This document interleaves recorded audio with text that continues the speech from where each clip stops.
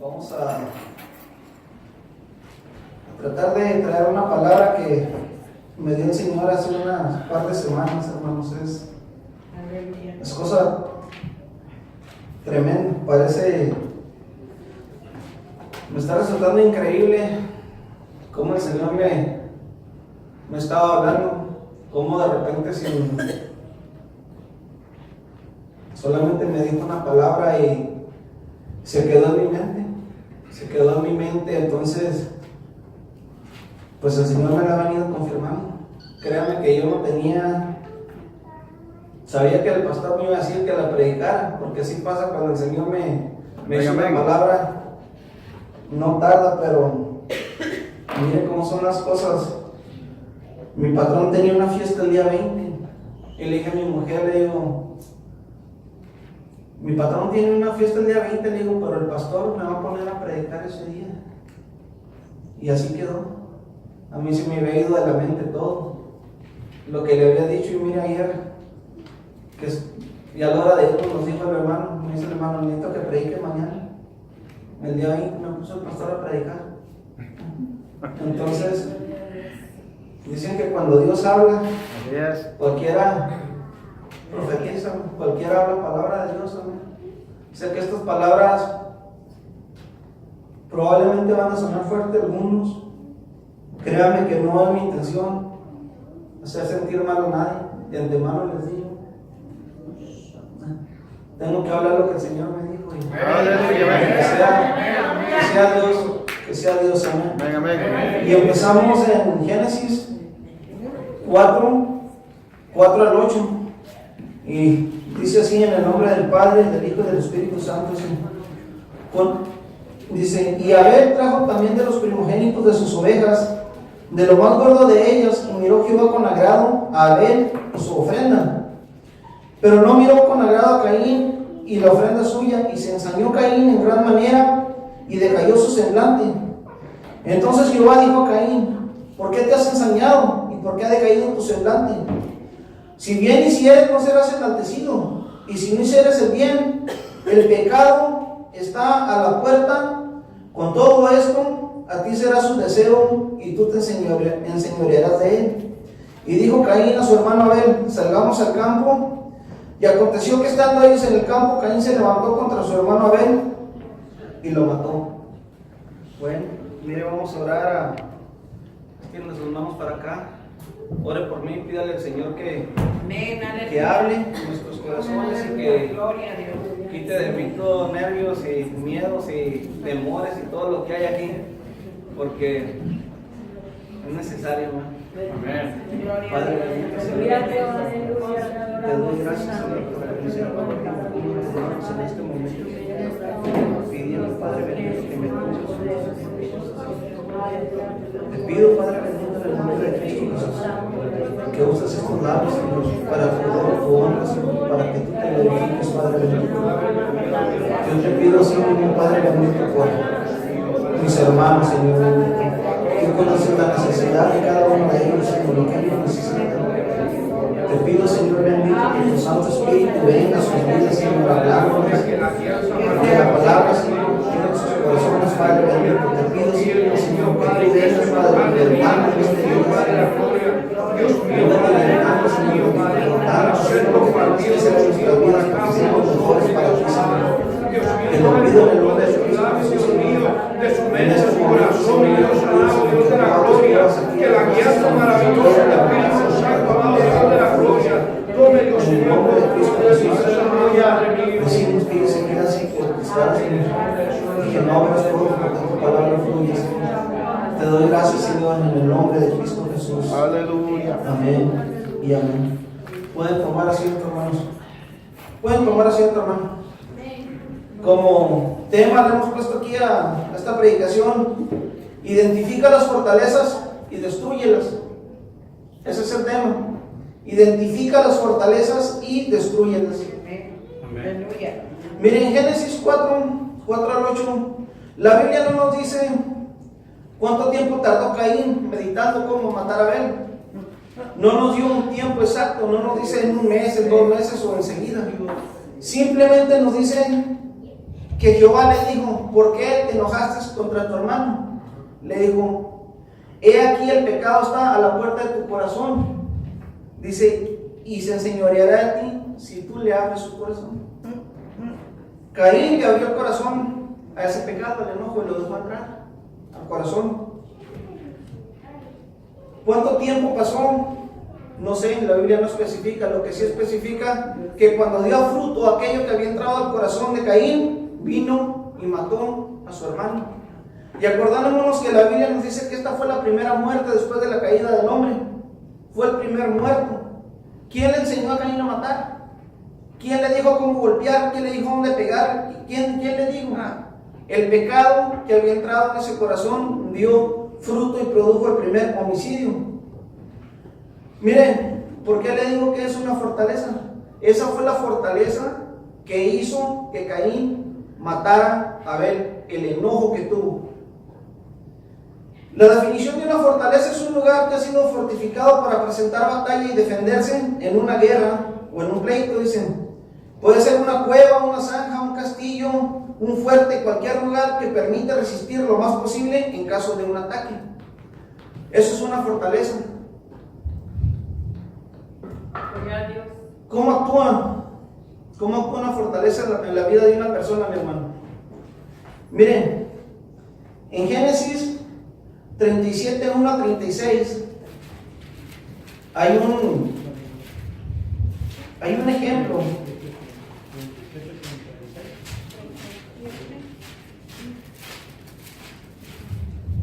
Dice, se lo voy a leer, Génesis 37, 1 en adelante, dice: y habitó Jacob en la tierra donde había morado su padre, en la tierra de Canaán. Esta es la historia de la familia de Jacob. Dice: José, siendo de edad 17 años, apacentaba las ovejas con sus hermanos, y el joven estaba con los hijos de Bilhá y con los hijos de Silpa, mujeres de su padre, e informaba José a su padre la mala fama de ellos. Llamaba a Israel a José más que a todos sus hijos, porque lo había tenido en su vejez, y le hizo una túnica de diversos colores. Y viendo sus hermanos que su padre lo amaba más que a todos sus hermanos, le aborrecían y no podían hablarle pacíficamente. Dice: y soñó José un sueño y le contó a sus hermanos, y ellos llegaron a aborrecerle más todavía. Y él les dijo: oigan este sueño que he tenido. Dicen: he aquí que estábamos atando manojos en medio del campo, y he aquí que mi manojo se levantaba y estaba derecho, y que vuestros manojos estaban alrededor y se inclinaban al mío. Le respondieron sus hermanos: ¿reinarás tú sobre nosotros? ¿O señorearás sobre nosotros? Y le aborrecieron aún más a causa de sus sueños y sus palabras. Dicen: soñó aún otro sueño y le contó a sus hermanos diciendo: he aquí que he soñado otro sueño. He aquí el sol y la luna y 11 estrellas se inclinaban a mí. Y lo contó a su padre y sus hermanos, y su padre le reprendió y le dijo: ¿qué sueño es este que soñaste? ¿Acaso vendremos yo y tu madre y tus hermanos a postrarnos en tierra delante de ti? Y sus hermanos le tenían envidia, mas su padre meditaba en esto. Dice: después fueron sus hermanos a apacentar las ovejas de su padre en Siquem, y dijo Israel a José: tus hermanos apacientan las ovejas en Siquem, ve y te enviaré a ellos. Y él respondió: heme aquí. Israel le dijo: ve ahora, mira cómo están tus hermanos y cómo están las ovejas, y tráeme respuesta. Y lo envió del valle de Hebrón, y llegó a Siquem, y lo halló un hombre andando errante por el campo, y le preguntó aquel hombre diciendo: ¿qué buscas? José respondió: busco a mis hermanos, te ruego que muestres dónde están apacentando. Aquel hombre respondió: ya se han ido de aquí. Y él les he oído decir: vamos a Dotán. Entonces José fue atrás de sus hermanos y los halló en Dotán. Cuando ellos vieron de lejos, antes que llegaran cerca de ellos, conspiraron contra él para matarle. Mire cómo trabaja una fortaleza, mi hermano, cómo actúan. Para empezar, estos hombres ya tenían coraje contra José, los hermanos, los medios hermanos, por causa que era el favorito del padre de ellos. Y su coraje contra ellos solamente fue acrecentándose más, porque José les decía, por los sueños que José les decía. Estos hombres empezaron a odiarlo de tal forma que ya no lo podían mirar ni hablarle pacíficamente. Lo odiaban, no lo querían. Y dice que llegó tanto al punto que ese odio se estableció en el corazón de ellos, no supieron controlarlo, no supieron sacarlo, no supieron ser libres de eso. Y conspiraron cómo matar a su medio hermano. Miren, lo terrible de esto, que no les importó que fueran medios hermanos, no les importó el dolor que le iban a causar a su padre. Así es como actúa una fortaleza y así es como trae el mal a la vida de una persona, cuando no sabe uno lidiar con esa fortaleza. Si usted no sabe cómo sacar el coraje, no le va a importar a quién lastime, ni cómo lo lastime, con tal de que usted se sienta bien. Amén. Esa es una fortaleza, así van actuando, mi hermano. Tenemos un problema aquí también con José. Dice que José tenía un peligro que era muy informativo, tenía un problemita que era informativo.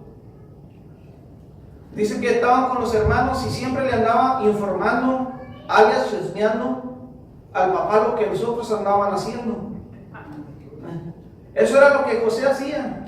Mira papá que estos hicieron mal, mira papá que estos hicieron aquello, mira papá que esto. Iba de informativo, como si la mala fama que tenía no le llegara a los oídos a este hombre, a Jacobo.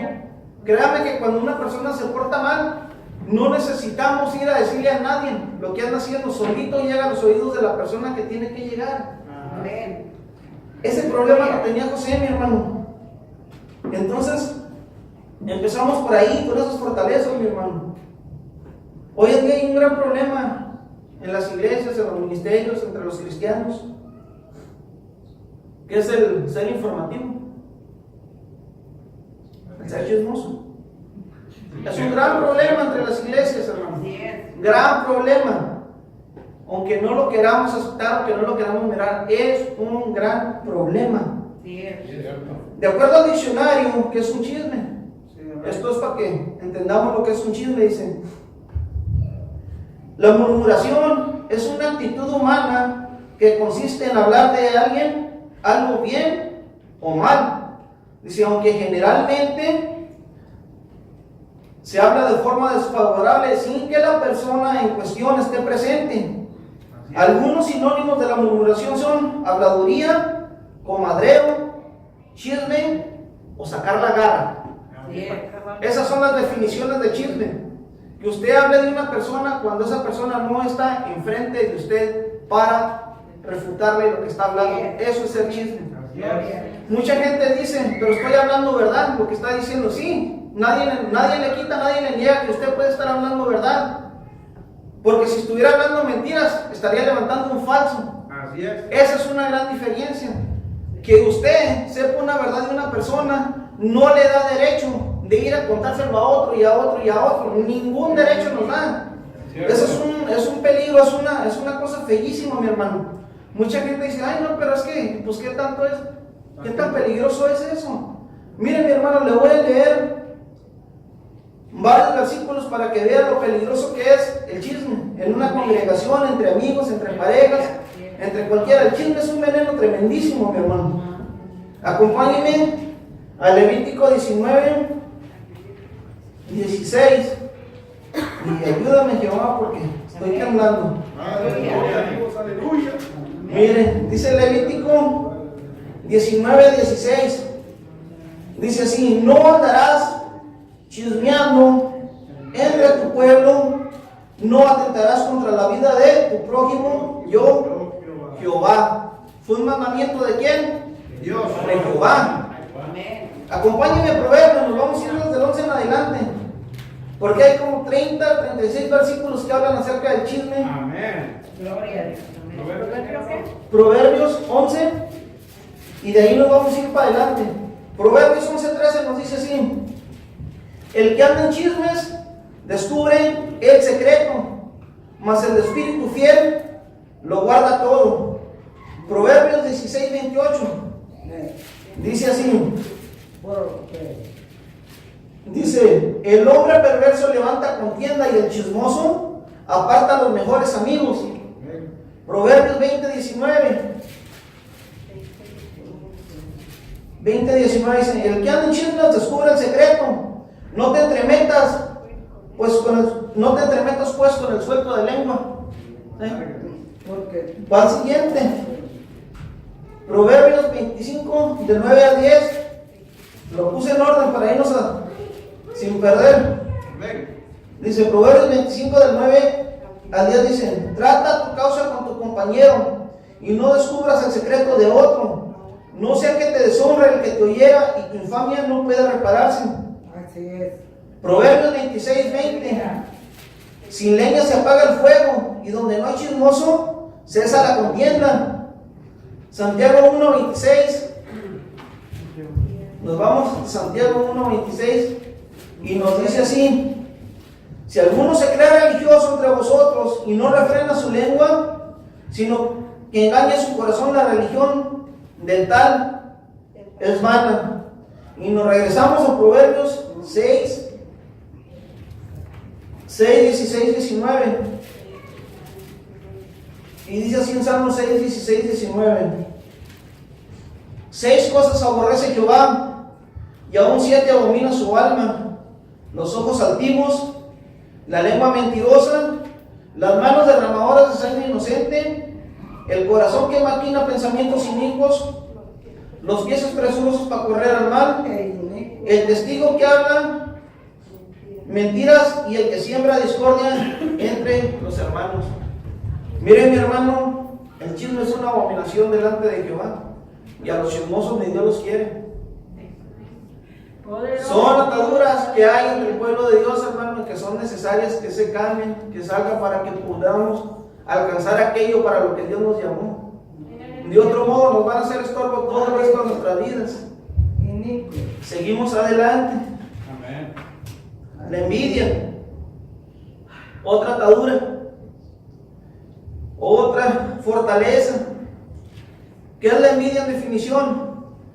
Sentimiento de tristeza o enojo que experimenta la persona que tiene o desearía tener para sí sola algo que otra posee. Esa es la envidia. Que yo quiera para mí lo que es suyo. Números 16, 1 al 10 nos habla de la rebelión de Coré. Cuando venían en el pueblo pasando saliendo de Egipto. Fue la envidia, la destrucción de Coré, mi hermano. Coré era levita, era sacerdote levita, pero este hombre anhelaba el sacerdocio de Aarón.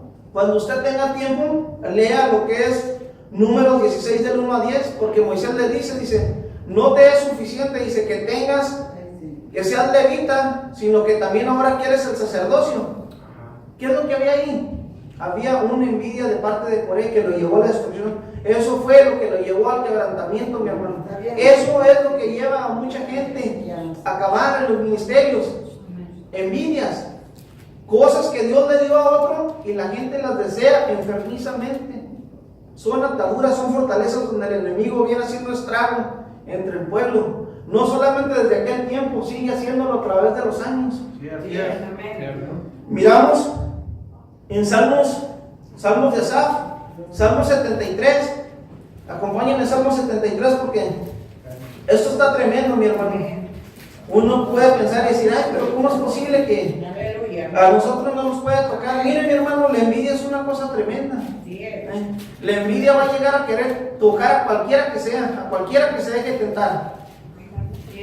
Salmo 73 nos dice esto. Dice, ciertamente es bueno Dios con Israel para con los limpios de corazón. Y está hablando de él en el 2, dice, en cuanto a mí, casi se deslizan mis pies, por poco resbalaron mis pasos, porque tuve envidia de los arrogantes viendo la prosperidad de los impíos. Dice, porque no tienen congojos para su muerte, su vigor está entero, no pasan trabajos como los otros mortales, ni son azotados como los demás hombres. Dice, por tanto la soberbia los corona. Se cubren de vestido de violencia, los ojos desatan de gordura, logran con creces los antojos de su corazón. Se mofan y hablan maldad de hacer violencia, hablan con altanería, ponen su boca contra el cielo y su lengua pasea la tierra. Por eso Dios hará volver a su pueblo aquí, y aguas en abundancia serán extraídas para ellos, dicen. Y dicen, ¿cómo sabe Dios? Y hay conocimiento en el Altísimo. He aquí estos impíos, sin ser turbados del mundo, alcanzaron riquezas, Verdaderamente malo he limpiado mi corazón y he lavado mis manos de inocencia, dice, pues he sido azotado todo el día y castigado todas las mañanas. Y si dijera yo, hablaré como ellos, he aquí la generación de tus hijos engañarían. Cuando pensé para saber esto, dice, fue duro trabajo para mí, hasta que entrando en mi santuario de Dios, en el santuario de Dios, comprendí el fin de ellos. Ciertamente los has puesto en deslizaderos, en asolamiento los harás caer. Cómo han sido asolados de repente, perecieron, se consumieron de terrores. Como sueño del que despierta, así, Señor, cuando despertares, menospreciará su apariencia. Se llenó de amargura mi alma y mi corazón sentía punzadas. Dice, tan torpe era yo, que no entendía, era como una bestia delante de ti. Con todo yo siempre estuve contigo, me tomaste con la mano derecha, me has guiado según tu consejo y después me recibirás en gloria. ¿A quién tengo yo en los cielos sino a ti? Y fuera de ti nada deseo en la tierra. Dice, mi carne y mi corazón desfallecen, mas la roca de mi corazón y mi porción es Dios para siempre. Porque he aquí los que se alejan de ti perecerán, tú destruirás a todo aquel que de ti se aparta. Pero en cuanto a mí, el acercarme a Dios es el bien. He puesto en Jehová, el Señor, mi esperanza para contar todas tus horas. Este era un sacerdote, mi hermano, hablando. Coré era un sacerdote que administraba en el templo de Jehová. Y dice que sintió envidia que lo corroía.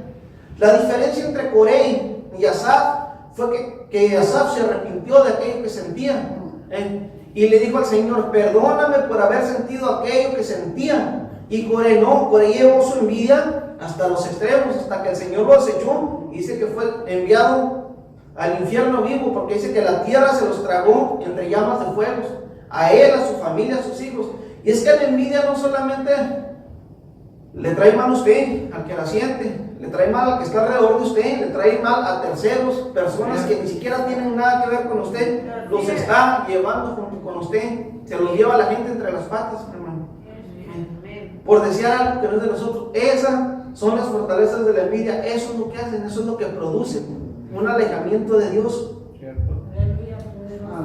La lascivia. ¿Qué es la lascivia? En definición, de acuerdo a la Academia de Lengua Española, lo describe como una propensión a los delitos carnales. Se trata del deseo sexual o la lujuria sin control. La lascivia implica la imposibilidad de controlar el líbido o deseo sexual, que puede derivar en una obsesión. Una persona con lascivia mira al prójimo de manera morbosa o con intenciones sexuales, dicen. Por esta causa el rey David cometió el pecado con Betsabé. Y usted puede ver las consecuencias. Él se arrepintió en gran manera y Dios lo perdonó y no volvió a cometer ese pecado. Pero eso es lo que hace la lascivia en una persona. Mire, David no tenía necesidad de meterse con Betsabé. David tenía sus esposas, no tenía una, tenía varias esposas. Y aparte de no tener solamente eso, dice que tenía concubinas. Tenía concubinas. Pero en un momento que le abrió su corazón, dice que era el tiempo que él debería estar ocupado en la guerra. Se subió a la azotea y miró a la mujer bañándose. Cuando la miró bañándose, dice que la deseó. ¿Ok? En ese momento, él le abre la puerta a la lascivia. Dice que entra, comete lo que tuvo que cometer. Y para tapar su pecado, mandó matar a Usías. ¿Sabe quién era Usías? Usías era uno de los 50 valientes que anduvieron con David cuando andaba huyendo del rey Saúl. Era uno de los hombres que estaba dispuesto a dar la vida. Estaba dispuesto a dar la vida por el rey David. Entonces, ¿qué es lo que hace la lascivia? ¿Qué es lo que hacen estas fortalezas, mi hermano? Al que le entra eso, no le importa con tal de saciarse, no le importa a quién daña. Puede ser su mejor amigo, puede ser el que sea. Y eso es lo que traen esas fortalezas. No le importa a quién está dañando. El fruto que dio la lascivia fue un fruto de muerte. Primero la muerte de Usías, después la muerte del hijo que se concibió. La muerte del soldado fiel aquel, uno de los 50 de David. Después le trajo muerte a la casa de David, la muerte de Absalón. Todo le vino por ahí. Llegó espada por causa de ese pecado a la casa de David. Pero usted puede mirar que él se arrepiente En 2 Samuel 12, del 1 al 14 nos habla todo lo que pasó cuando viene el profeta y le dice, había un hombre que tenía una sola oveja, dice, y había uno que tenía muchas. Y aquel hombre, deseando la oveja de aquel, fue y la mató y le hizo comida. Y le dijo al rey David, ese hombre merece la muerte. Y ya le dice Natán, tú fuiste ese hombre. Teniendo tantas mujeres, ¿por qué te fuiste a meter con la mujer ajena? ¿Por qué? En Salmo 51 dice que es el salmo de arrepentimiento de David. Eso es lo que tiene ahí, eso es lo que especifica en el título, mi hermano. Salmo 51 dice la Reina Valera, arrepentimiento y plegaria pidiendo purificación. Dice en las letritas que están aquí, dice, al músico principal, Salmo de David, cuando después de que se llegó a Betsabé, vino Natán el profeta. Salmo 51:1 dice, ten piedad de mí, oh Dios, conforme a tu misericordia, conforme a la multitud de tus piedades. Borra mis rebeliones, lávame más y más de mi maldad y límpiame de mi pecado. Porque yo reconozco mis rebeliones y mi pecado está siempre delante de mí. Contra ti solo he pecado y he hecho lo malo delante de tus ojos, para que sea reconocido justo en tu palabra y tenido por puro en tu juicio. He aquí en maldad he sido formado, en pecado me concibió mi madre. He aquí tú amas la verdad en lo íntimo y en lo secreto me has hecho comprender sabiduría. Purifícame con hisopo y seré limpio. Lava mi seré más blanco que la nieve. Hazme oír gozo y alegría y se recrearán los huesos que has abatido. Esconde tu rostro de mis pecados y borra todas mis maldades. Y crea en mí, oh Dios, un corazón limpio. Y renueva un espíritu recto dentro de mí. No me eches de delante de ti y no me quites de mí tu santo espíritu. Vuélveme el gozo de tu salvación y espíritu noble me sustente. Entonces enseñaré a los transgresores tus caminos y los pecadores se convertirán a ti. Líbrame de homicidios, oh Dios, de mi salvación. Cantará mi lengua tu justicia, Señor. Abre mis labios, publicará mi boca tu alabanza. Porque no quieres sacrificio que yo lo daría, no quieres holocausto. Los sacrificios de Dios son el espíritu quebrantado, el corazón contrito y humillado. No despreciarás tú, oh Dios. Haz bien con tu benevolencia, Sión, edifica los muros de Jerusalén. Entonces te agradarán los sacrificios de justicia, el holocausto o ofrenda de todo quemada. Entonces ofrecerán becerros sobre tu altar. ¿Ves lo que hace David en ese salmo? Está clamando de corazón a Dios, diciéndole, perdóname por la tontera que hice. Crea en mí un corazón recto, renuévame, levántame, restáurame. Esas eran las palabras de David cuando comprendió lo que había hecho. Y dice que Dios lo restauró. Dios lo levantó. Podemos mirar los deseos desenfrenados, mi hermano, de Sansón. A Sansón lo acabó la lujuria, las mujeres. A Sansón la desobediencia lo llevó, pero primero dice que Sansón ponía sus ojos en las mujeres que le estaban prohibidas, las mujeres filisteas. Sus mismos padres le dijeron, no hay mujeres entre tu pueblo, dice, para que vayas que escojas una de las que te están prohibidas. No hay mujer entre tu pueblo, le dice. Pero le dice, no, tú ve y agárrame aquella porque me gustó. No habla de una ni dos, habla de varias mujeres con las que se metió Sansón por causa que no pudo controlar aquello que le había entrado a su corazón, mi hermano. A este hombre, mi hermano, el pecado lo redujo de un hombre poderoso de Dios a una bestia de molino. En eso vino a parar Sansón. De ser un hombre fuerte de Dios, un hombre que Dios usaba para destruir al pueblo enemigo de Dios, a los filisteos. Un solo hombre los destruía, mi hermano. Y este pecado lo redujo a ser una bestia. Lo usaron después de que lo sacaron los ojos, lo usaron como una bestia de molino. ¿Saben qué es una bestia de molino? Era un burro que traían para que moviera la piedra del molino y moliera el grano. En eso terminó Sansón por no poder sacar aquello que estaba en su corazón. Seguimos adelante, mi hermano. Tal vez nosotros no cometamos adulterio, fornicación, mi hermano, pero hay ataduras, otro tipo de ataduras Pornografía es una atadura ligada a la lascivia. Es algo tremendo corriendo entre el pueblo de Dios, cosas que no se deberían ni siquiera nombrar entre el pueblo de Dios. Y pasan.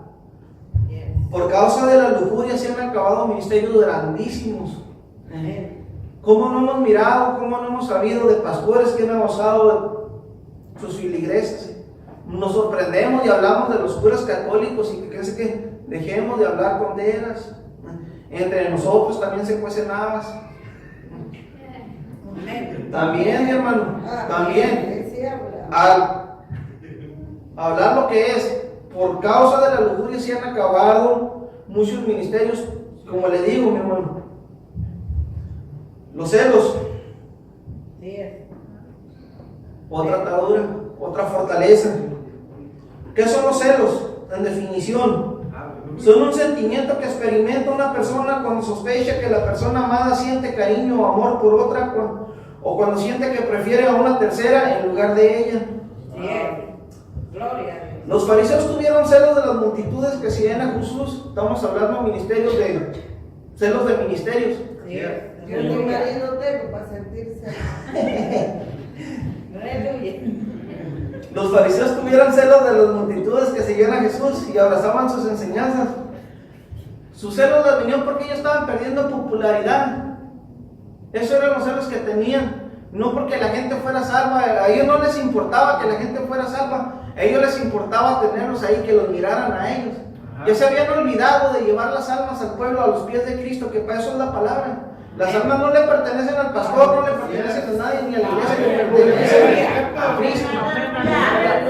Entonces podemos mirar lo mismo. Podemos mirar lo mismo en Pablo. Donde quiera que este hombre iba, los judíos hacían lo mismo. Por las multitudes que lo seguían, dice que su corazón se celaba. Porque Pablo hacía, o Dios a través de Pablo hacía lo que ellos no pudieron hacer en toda su vida. Y así llegó el asunto. Ahora, mi hermano, Santiago 3, 13 al 16, acompáñenme por favor. Aleluya, gloria a Dios, aleluya. Santiago 3, 13 al 16 nos dice así: ¿quién es sabio y entendido entre vosotros? Dice, muestre por la buena conducta sus obras en sabia mansedumbre. Pero si tiene celos amargos y contiendas en vuestro corazón, no se jacten ni mientan contra la verdad. Porque esta sabiduría no es la que desciende de lo alto, sino que es terrenal, animal, diabólica. Porque donde hay celos y contención, ahí hay perturbación y toda obra perversa. Nomás está ahí, no había entendido entre vosotros, dice, muestre por la buena conducta sus obras en mansedumbre. Pero si tiene celos amargos, contención en vuestros corazones, no se jacten ni mientan contra la verdad, porque esta sabiduría no es la que desciende de lo alto, sino terrenal, animal, diabólica. Porque donde hay celos y contención, ahí hay perturbación y toda obra perversa. Qué tremendo, mi hermano, que entre nosotros que nos decimos conocedores de la palabra, conocedores de Dios, nos llamamos luz a los gentiles, nos llamamos todo título bueno que hay, nos los ponemos reyes, sacerdotes, la Biblia lo declara. Pero qué malo que muchas veces nos comportamos como cualquier hijo de barrio, sin ninguna distinción, no hay distinción ni entre uno y otro, en nuestras acciones, en nuestra forma de ser, en nuestros sentimientos. Hablamos de traer al mundo en muchas formas a la iglesia, pero jamás lo hablamos de traerlo en las actitudes. Las actitudes que tiene cualquier otra gente, muchas veces las traemos nosotros. Mire, mi hermano, eso de los celos es una cosa horrible. Antes que me convirtiera al Señor, yo era celoso posesivo, yo ya se los había dicho. Y créame que quien era mi pareja cuando era yo así, era un tormento para esa persona estar a mi lado. ¿A quién miras? ¿Qué estás mirando? ¿Por qué estás mirando? ¿Por qué te peinas? ¿Por qué te arreglas? Pero mire, Dios es bueno y misericordioso cuando uno reconoce lo que uno es y lo que sabe que uno le estorba. Dios lo cambia a uno. Es un tormento vivir con una gente así, mi hermano. Porque no hay que ser hipócrita. Amén. Aleluya. Los cristianos, mi hermano, no deben sobajar a su pareja. Cuando usted tiene celos de su pareja, le está sobajando. Así es. Está usted faltándole respeto a su pareja. Así ¿En qué sentido? No está usted seguro de lo que tiene. No está usted seguro que Dios se lo puso. No está usted seguro que esa es la pareja que Dios le envió. Si no está seguro, ¿para qué la agarró para empezar? Ahorita que la tiene, faja ese pantalón Eso, amén, amén, amén. y agarre, fortalece en Dios.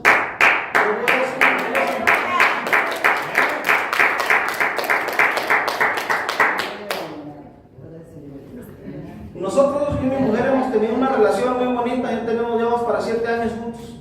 Amén. Hemos tenido una relación muy bonita. Una, porque yo sé que ella ama a Dios primero Amén, amén. y después me ama a mí. Así es. A Dios. A Dios hay que amar. Amén. Aleluya. Amén. Gloria a Dios. No a ti. Esa es la otra.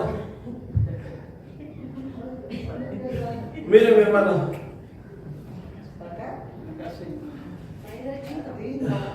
muchas veces esto se da porque no está uno seguro de uno mismo. Así es, cierto.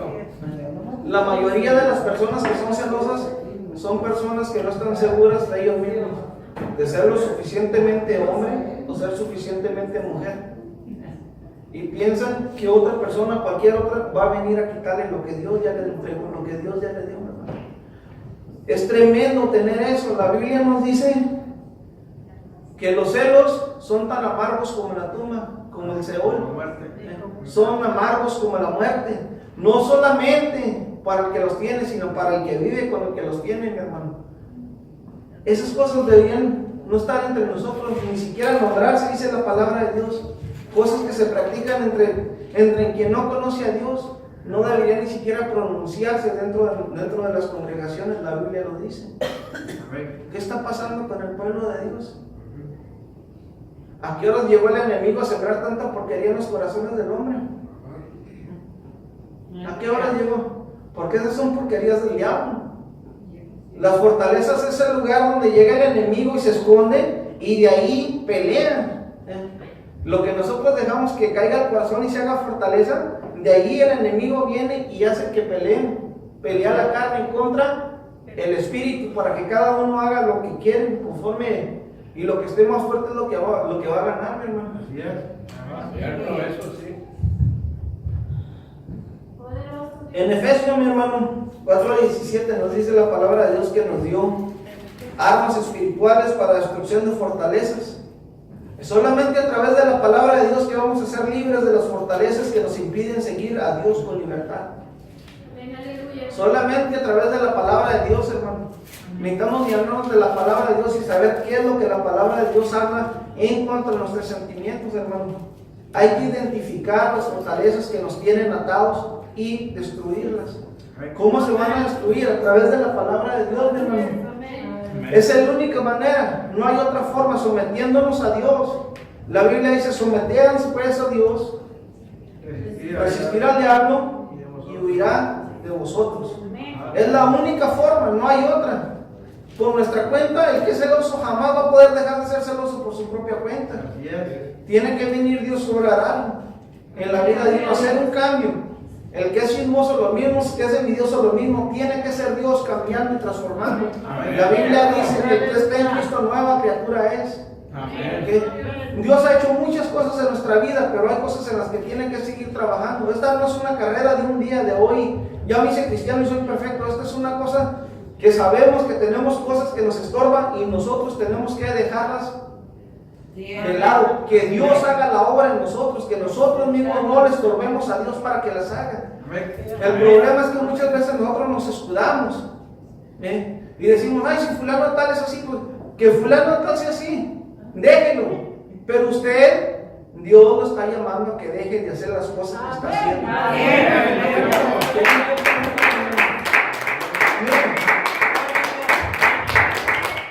Mi hermano, la duda es una fortaleza. El miedo impaciente es una fortaleza. Queremos todo allá, ¿Por qué? Porque yo así lo quiero. Y si Dios le dice a uno, no, todavía no es tiempo, no, pero yo lo quiero. ¿Y por qué? ¿Quién manda aquí, uno o Dios? Dios. Entonces, Aleluya, amén. el pleito es una fortaleza. La depresión es una fortaleza.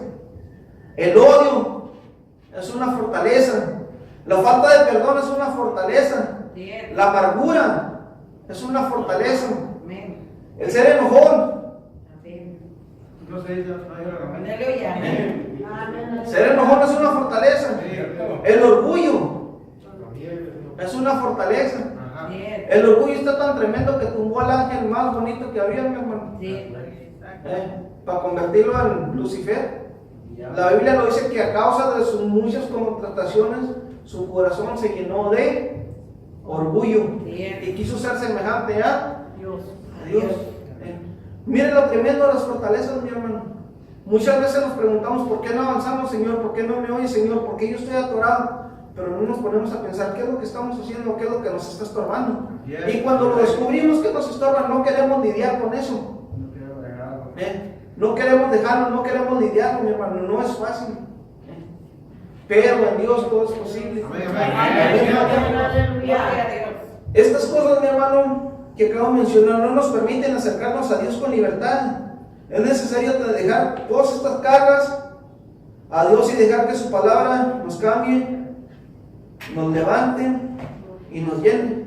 Amén. Es la única manera, mi hermano. Y ya se acabó la predicación, mi hermano.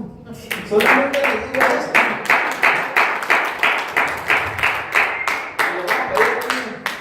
Al pastor que venga, porque vamos a orar, porque vamos a orar.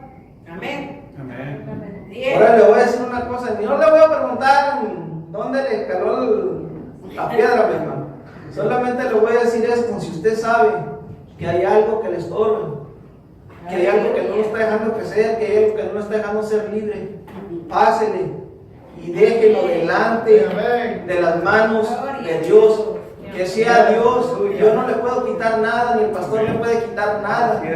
El único que liberta y el único que cambia es el Señor Jesús.